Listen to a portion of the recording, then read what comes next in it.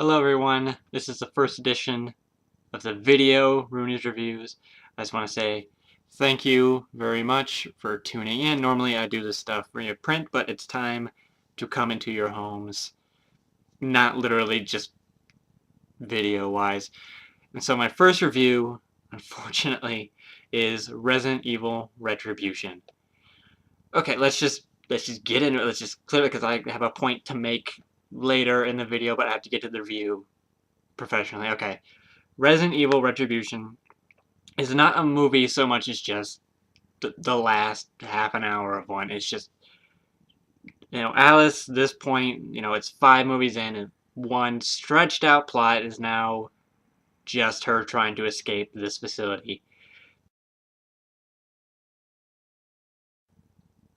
That's it. That's essentially the hour and a half of this movie stretched out one idea or one action.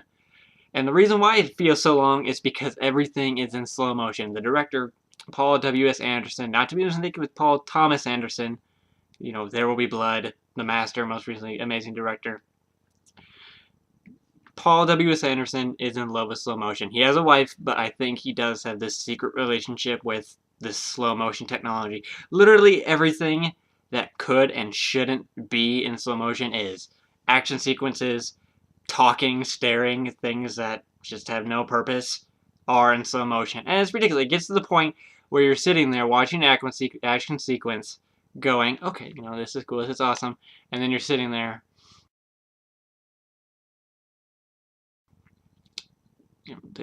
can we move on? And that pretty much is what gives the movie its extra hour, I would say.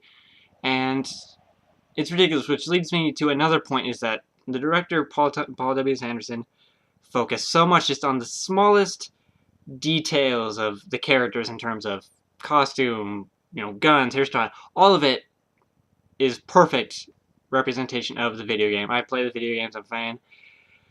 Everything from the hair, from the clothes, to the guns, to facial hair is dead on.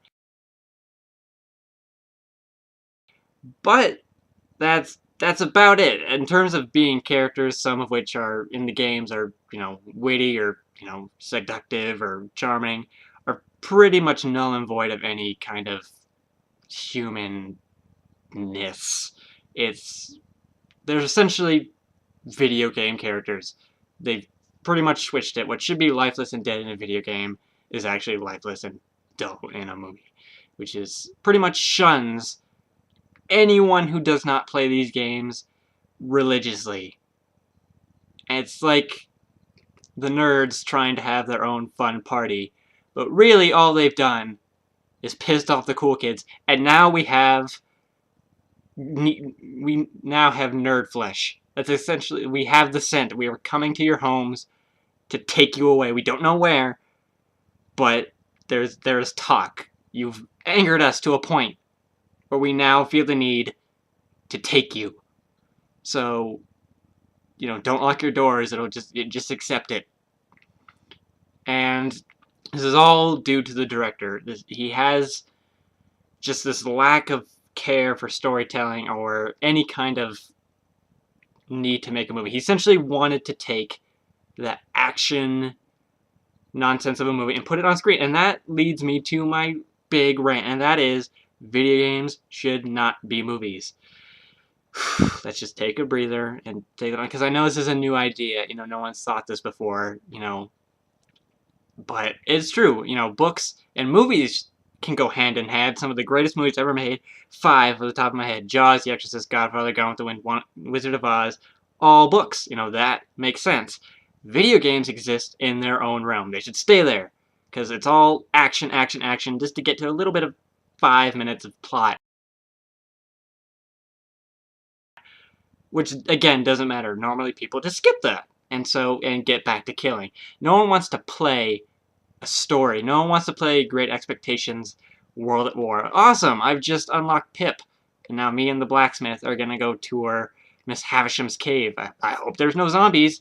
That doesn't exist. Therefore, no one else who doesn't play video games religiously does not want to watch just mindless action that has no point. Some people might, but the rest of us don't. It doesn't work.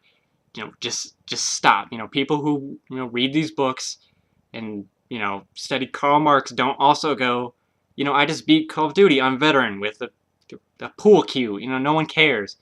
So that's my point. It leads into this. So I can say, if you don't want to see this movie, please don't stop paying for it, and they'll hopefully stop making them. So that's a call to action, please. And so as a movie, I give this movie a D-. Not an F, because there's that small sliver of people who will enjoy it. They'll think it's awesome. They'll have a bit of a nerdgasm, if you will.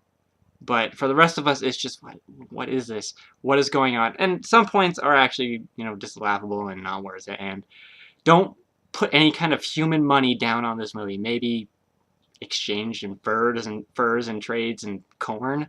Maybe, and then there's something. But even then, just avoid it.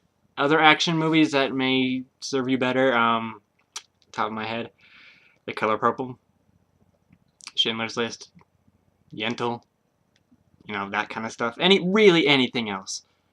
So, yeah, normally I don't get this riled up unless it's about the Boondock Saints, but it has to be said.